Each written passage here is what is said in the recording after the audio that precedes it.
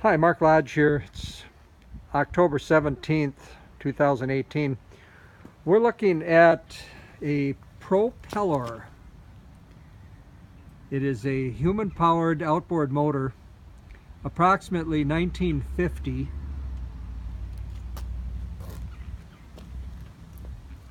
Picked this up a few weeks ago off of Craigslist. You put this on the boat, you sit on the seat, and you pedal, push it back and forth to make the propeller work. There's two ropes. Connects to a chain. And there's some gears up there that go down and make that prop move. So let's take a look and see how it works.